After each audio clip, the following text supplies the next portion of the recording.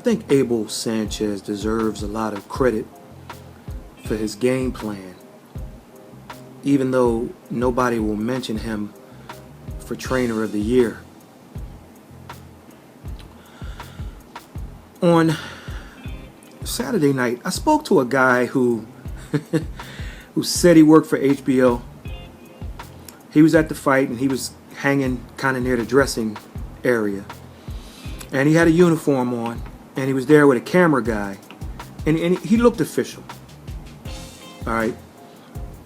I didn't ask him to show me any HBO credential. I mean, he had a shirt that said HBO. So we started chatting it up a bit, as I'm always trying to dig deep for some inside information. So he went on to tell me that when HBO asked Daniel Jacobs to step on their unofficial scales, Jacobs said no thanks. However, he tells me a member of Jacobs' camp told him that earlier that afternoon Jacob stepped on a scale. I don't know if it was at a hotel, but he wanted to see, Team Jacobs wanted to see if he was on weight according to whatever their game plan was. This is what he's telling me. And so he told me that his source in the Jacobs camps said that Daniel Jacobs was 184 pounds at the time.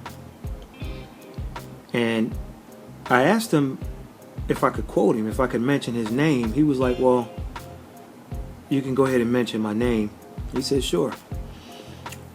So, Matt from HBO or whoever you work with, I'll assume it was HBO. I mean, you were dressed as if you worked for HBO. Matt, if what you said is true, or if I can get it confirmed, I want to thank you for that inside tidbit that you gave me. Now, I don't know if what Matt said is true, and I don't know what Jacobs weighed on fight night or fight afternoon. But what I do know is, watching the fight live, he looked huge. Now, also, based on the 30-day weights and the 7-day weights, I'm kind of likely to buy what Matt says. I mean, first of all, why would he lie to me? You know what I mean? Who the heck am I? So, maybe he was 184. Some people speculated 185. I asked them for sources. I'm just going to say this. He was much bigger than Gennady Golovkin on fight night. That part is a fact. All right, now here comes the hard part of this video. But before I get to the hard part, I just want to say that I agree with Precise Presenter. I agree with Doug Fisher.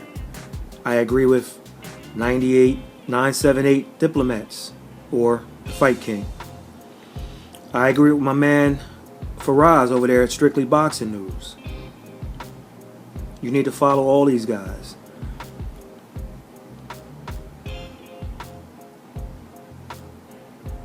Okay, that was the easy part. Now here comes the hard part. I gotta swallow my pride a little bit with this next statement. I also agree with Dan Raphael and Richard Dwyer.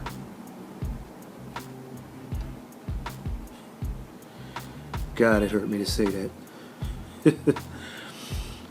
Now, while I don't agree with everyone's score, the fact is all these men believe that Gennady Golovkin won the fight.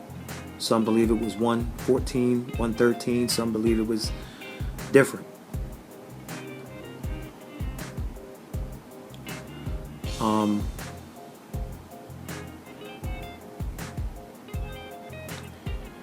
let me say this. I said it in the other video.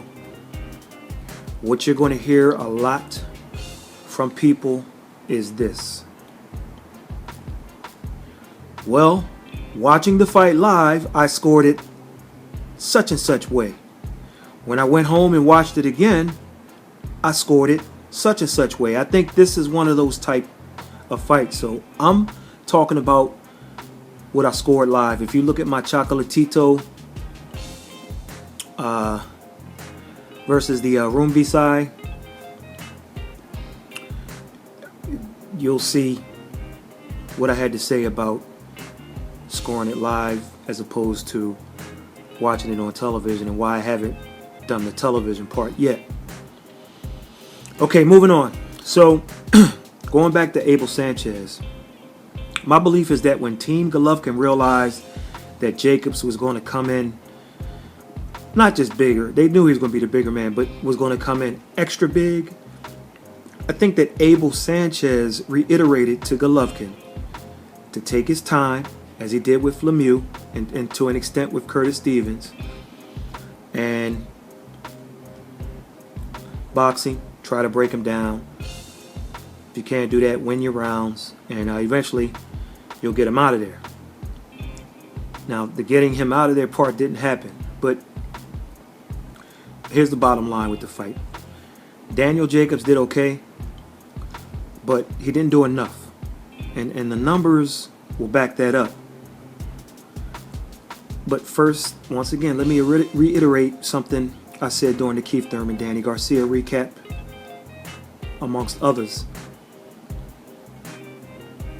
For the next 5 to 10 years, you're going to hear seasoned boxing journalists, people who often go to fights live, score it a certain way. If you look at the Hopkins-Calzaghe press row scoring, you'll know what I'm talking about. And then when you read what some of those guys said afterwards, they understood what went on with folks who watched the fight on television. Now, unlike the Chocolatito versus Rungvisai, where my opinion won't change as much, this is one of those fights where you probably see things differently on TV. I'm telling you guys, you need to go out to fights and sit as close as possible and really observe them and score the fights. Then watch them again on TV and see if you feel the same. So here's what I saw live. I saw Gennady Golovkin catching shots that were thrown at him.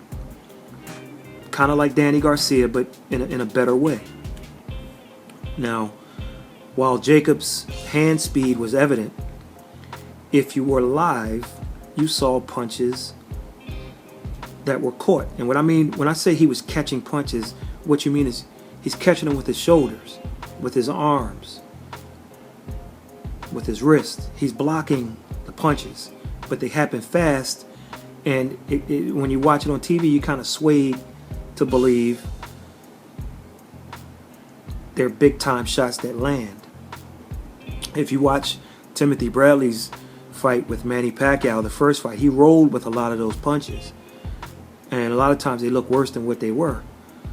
As while they look worse to people who might have been watching and judging and scoring on television, what they helped him do was not get knocked out because he rolled with the punches.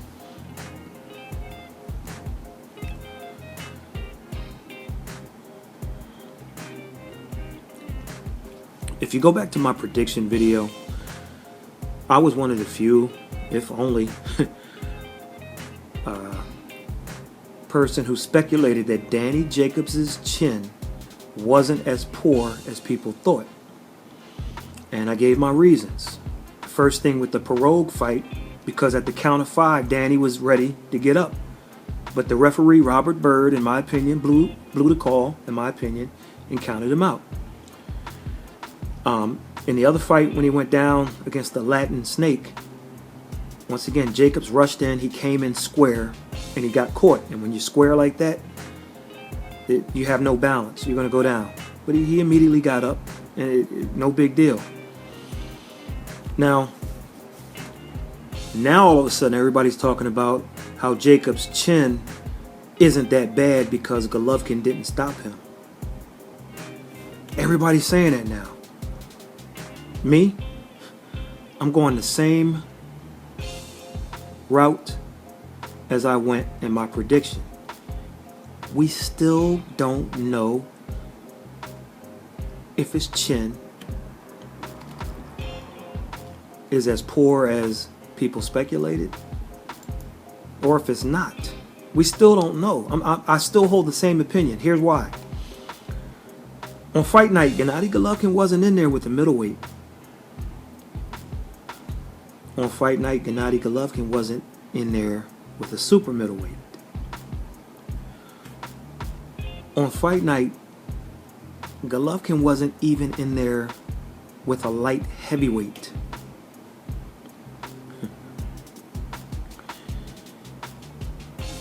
On Saturday, March 18th, 2017, Gennady Golovkin was in the ring with a freaking cruiserweight. Do you understand what I'm saying? He's not a middleweight. If he weighed 184 pounds, if he weighed 176 pounds, he's not a middleweight. He's not a super middleweight. He's not a light heavyweight. He's a cruiserweight.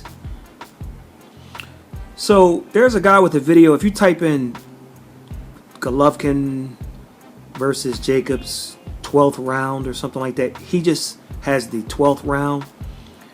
Watch this 12th round. Just watch those 3 minutes. And every time they come close and Jacobs kind of holds him, just look at Jacobs' body.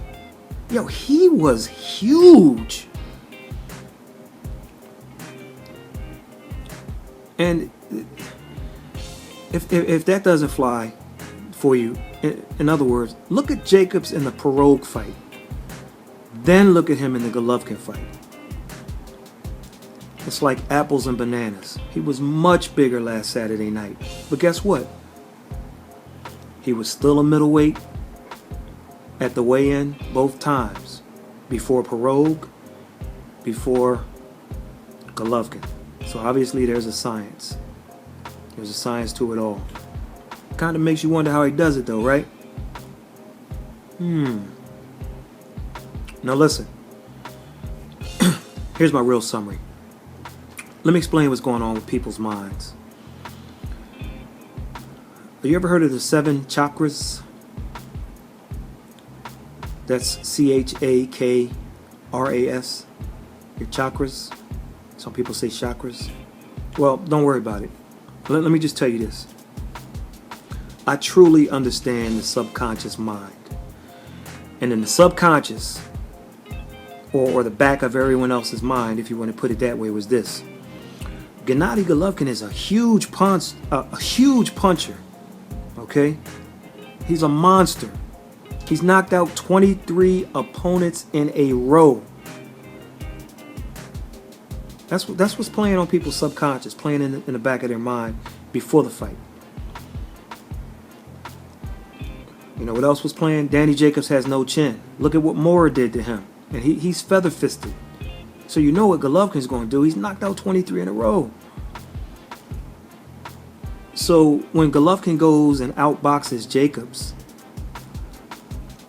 and decides after the first knockdown not to step on the accelerator, now all of a sudden, oh man, he's had 2 bad fights in a row. I mean, Brook exposed him. Jacobs is exposing him. I mean, because the subconscious says the monster should knock the weak-chinned Jacobs out. But I see it totally different.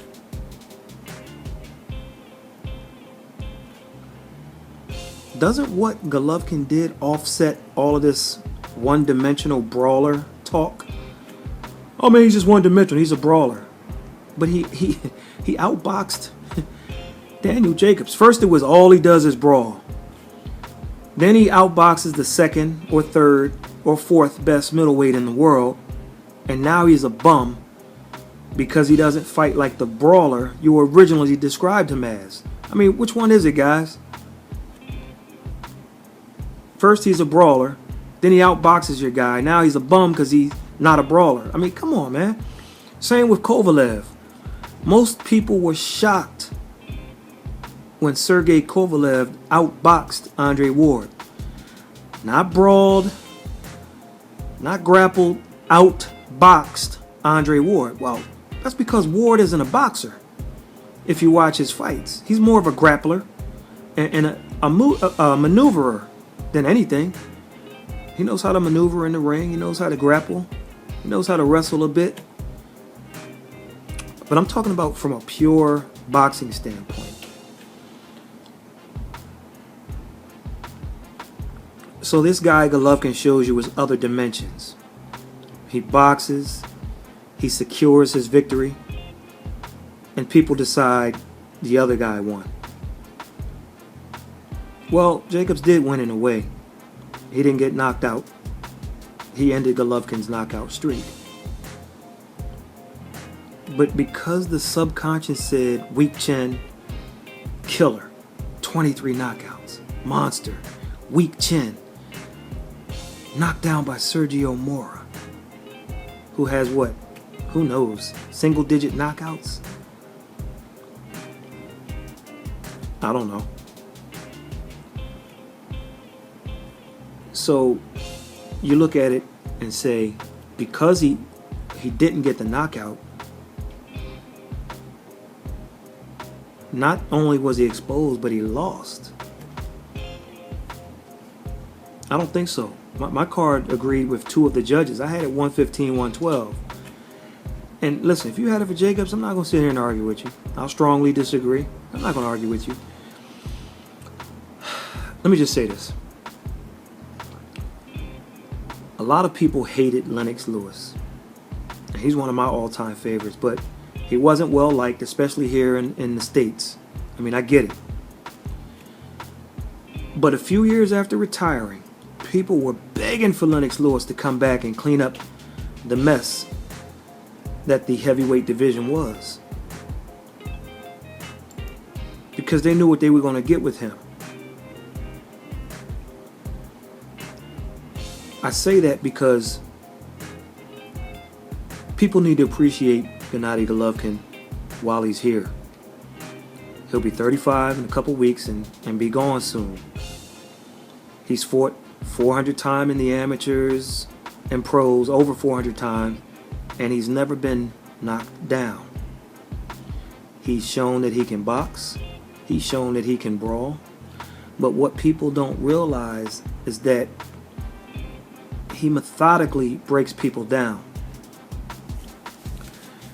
He's a monster, yes. But he doesn't one-punch knockout everyone he faces. Yeah, he took Ishida out that way. Took Matty Macklin out that way. But Martin Murray, Gabe Rosado, Kell Brook, Willie Monroe Jr., Curtis Stevens, and the list goes on. They didn't go down and out with the first punch. Some of them got up. Some of them were stopped on cuts. Some of them were stopped on their feet. And some had their corner stop the fight. But the bottom line is, while he's a monster, he's the type of monster to break you down. Mike Tyson, he's a one-punch guy. Okay? You want to see one punch and lights out, don't go to the bathroom. Mike Tyson, he got in the ring and he got guys out of there. But let me go back to the last guy before Jacobs. The last guy that Golovkin didn't stop. And maybe this will bring things to light, because they're saying, a lot of people are assuming that Jacobs is the second best middleweight. No, man. If his resume was extremely weak before the Golovkin fight, because he lasted the distance with Golovkin, I'm not going to automatically make him the second best middleweight. Daniel Jacobs has got to fight Saul Canelo Alvarez if he feels like being a middleweight. He has to fight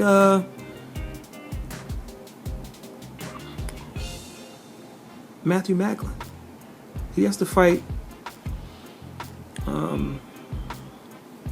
Curtis Stevens in an all Brooklyn matchup. He has to fight David Lemieux. I mean, I'm not going to automatically anoint him the second best. So let's talk about the guy, 24 fights ago, the last guy who Golovkin didn't stop. Okay, Let me bring this home. His name was Amari. So that's Amar and then Amari. Amari. Okay? Gennady was 12-0. And Amari, now follow this carefully. Amari was 13 wins, 9 losses, 1 draw. Okay?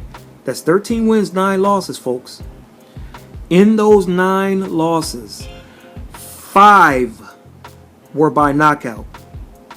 So he lost 9 times before he fought Golovkin, and 5 were knockout. So 13 wins, 9 losses, and 5 of those losses were by knockout. And his last fight was a knockout just 3 months earlier before he fought Golovkin. So he should be the poster boy for a candidate to be knocked out by Golovkin, right? But Golovkin didn't get him out of there. And I'll leave the video below. So you look at the fight, you can see Golovkin kind of learning on the job. This was before Abel Sanchez. So you can see Golovkin throwing pity-pat set-up punches, trying to set up big shots.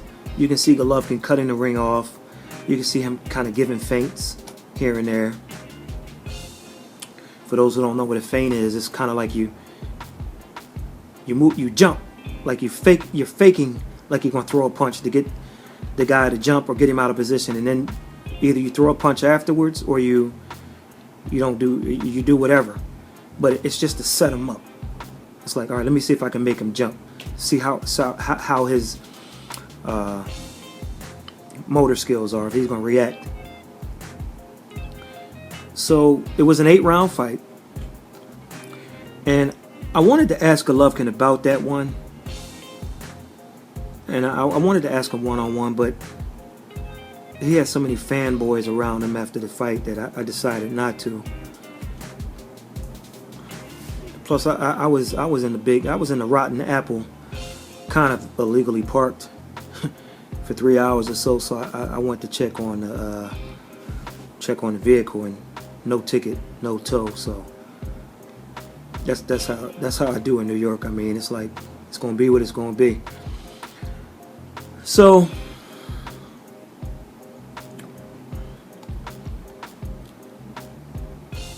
he didn't knock him out. So let's fast forward again to March 18th. So Golovkin gets a quality win over a guy that you say is the second best middleweight. But second best based on what? Because you heard it on ESPN? Because you read it on Boxing Scene or Ring TV or some other site? You didn't read it on thefightjournal.com, folks. Anyway, let's pretend Jacobs was the second best middleweight going into the fight. All right? Play along with me. So, if Golovkin would have blown Jacobs out in that 4th round or the following round, then what? It would have been, oh, Jacobs was a bum.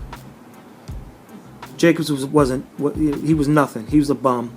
He needs to fight Saul Canelo Alvarez. And then if he went on to beat Alvarez, and the people will say, well, Alvarez was a blown-up junior middleweight. Mind you, this is the same Alvarez who's fighting a super middleweight / light heavyweight in May. Mind you, the same Alvarez whose fight night weight in every Canelo weight fight he's been in has been higher than Gennady Golovkin's weight, except for, I think, maybe one. So, I mean, this guy can't win either way. No matter what he does, Jacobs goes the distance, Golovkin's a bum. If he would have blown Jacobs out, then it's like, well, Jacobs was never that good. You can't win. What did I like? I liked Jacobs' movement. I liked him when he kept busy, but he just didn't press the accelerator when he should have. Daniel Jacobs was there to survive, and he didn't go for it. Once he did survive, and you start getting late into that fight, you got to go for it. Win it. Yes, he might have been knocked down again or stopped, if he got too aggressive. But that's what this game is about. Risk takers, take the chance. Go for yours. So, as the ring announcer is announcing the scores, Jacobs is closing his eyes and begging and pleading and hoping the scores were for him. And all that does, that tells me what I need to know. And then running to your corner as the final bell sounded and getting on your knees and thanks. That wasn't a guy who was the winner. He was the guy thankful that he can walk around Brooklyn for the rest of his life saying, I went the distance with GENNADY Golovkin. I know body language, and despite all the talk and bravado afterwards, you lost the fight, and your fans who didn't boo the decision and who didn't boo Golovkin in the post-fight interview knew this. Many of the same fans who were in Brooklyn who did just that when Keith Thurman was announced as the winner over Shawn Porter, and then when Keith Thurman did his post-fight interview, the boos rang out because they knew what it was. And Brooklyn fans. So you figure a Brooklyn guy is fighting. They announce the winner, no boos. They start talking to Golovkin, no boos. Come on. When I walked out of the arena, some guys were talking, man, I'm just glad Danny did well. They weren't like he got robbed. No, they were like, man, I'm glad Danny did well, man. I'm glad he didn't get knocked out in front of his kid. And that's what it was, live. Okay? People knew what they were watching. So Jacobs landed 32% total punches. He landed 175 out of 541. 32%. Golovkin landed 38% of total punches. 231 of 615. So he threw more, 231 to 175. He landed more, 615 to 541. So right here, he threw more, he landed more, and at a higher percentage. Let's look at the jabs. Here's where part of the fight was won. For jabs, Jacobs was 31 of 170 for 18%. For jabs, Golovkin landed 105 out of 356 for 30%.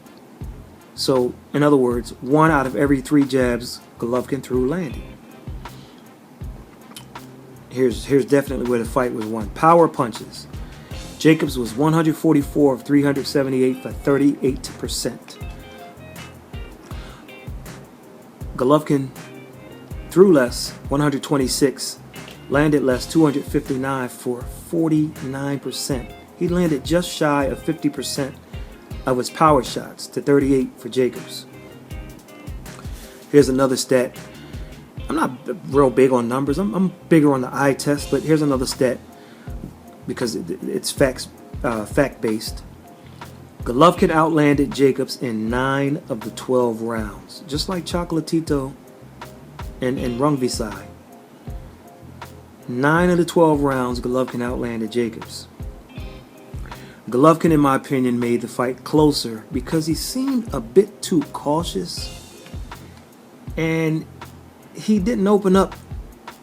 He didn't open up later as he usually does in the fight. He was conservative, or let's just say he was too economical, in my opinion, with his punches, if you will, with his output. Now, Daniel Jacobs' movement had something to do with that, don't get me wrong. However, I think with the size that was in front of him, I dig it. I dig it, man. I mean, you dropped him. You understood it was a tall task to get this guy out, and you tried to break him down. But Golovkin, he threw his power shots. When it was time for Danny to throw his, he didn't do enough. And this was what was a precursor to that is this. As I was walking out of the weigh-in on Friday morning, I saw a large poster. And the poster was made by Chivas. And it had a picture of Golovkin on it. And I bumped into Tommy Loeffler. And he told me, oh, no. We talked about something else. I actually emailed Tommy Loeffler. And he told me that GENNADY is the brand ambassador for Chivas. And the slogan on the poster was winning the right way. And as I was leaving the weigh-in, that kind of stuck with me most of the day. And even today, it has multiple meanings for me. Winning the right way. Gennady Golovkin wins the right way. And what I mean by that, Golovkin always makes weight. Golovkin comes back and makes weight again the next morning with the the IBF restrictions. Golovkin does VADA testing and actually gets tested. Not the clean boxing program, random thing. It's like a raffle where you may or may not get tested for a fight. He makes weight. He makes weight the next day. He does VADA testing. He was winning the right way. You know what? Golovkin also fights the fights. Not put guys on hold and try to get them rusty. He fights the fights. It was a nice ploy by Team Jacobs. They got a little bit more money. And Golovkin was off 6 months, which is rusty to him because if Golovkin had it his way, he'd fight 5 times a year. But he had to wait 6 months for this fight, and that's long by his standards. But let's talk about the streak that was broken. 23 knockouts in a row.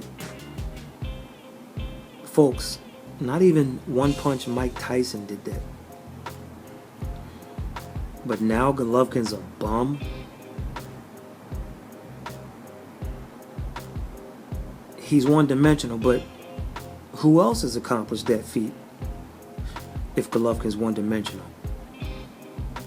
And I don't care who's in front of you, 23 knockouts in a row is remarkable. That streak had to end sometime, right? Let me try to relate a quick story before I close. Let me just say this. I used to babysit this kid who wound up going to the NBA for a brief time before injuries forced him out. And he was actually an NBA lottery pick. He can ball, trust me. It's just, there's some things I don't want to discuss here. It has more to do with the injuries. More to do than the injuries. But in high school, I think they have 8-minute quarters in high school. He hit 10 3-pointers in a game. But the team won by like 60. So people were they were downing his accomplishment, saying he was playing against bums. But believe me when I tell you, you can go out tomorrow and play 5 against 0 and shoot with nobody guarding you. And I'm telling you, it's hard to make 10 3-pointers in a high school game, especially as a 16 or 17-year-old, let alone people guarding you. Or just play a game with kids, little kids trying to guard you. And set the clock, let it run, and try to hit 10 threes. I'm telling you, it's not easy. If it was easy, you would see it happen all the time, and you don't.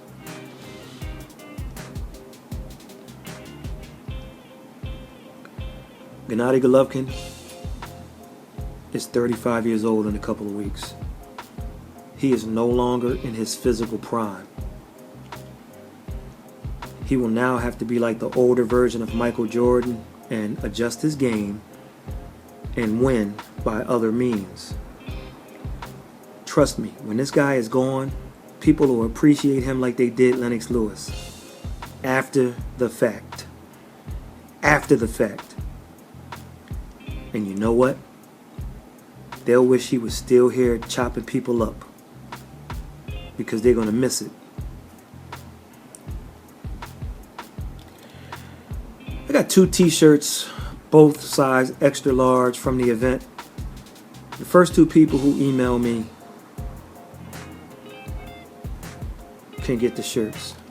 1 per person, of course. First 2 people get the 2 t-shirts. Go to thefightjournal.com. Find me. I'm the owner and editor. Select the link or just copy the email and email me. That's the old grandfather clock going off in the background. Just ignore that. And please subscribe to our YouTube channel and follow us on Twitter. But we want your YouTube subscription. It's absolutely free. We don't ask you for any money. At least not yet. We catch you on the next one.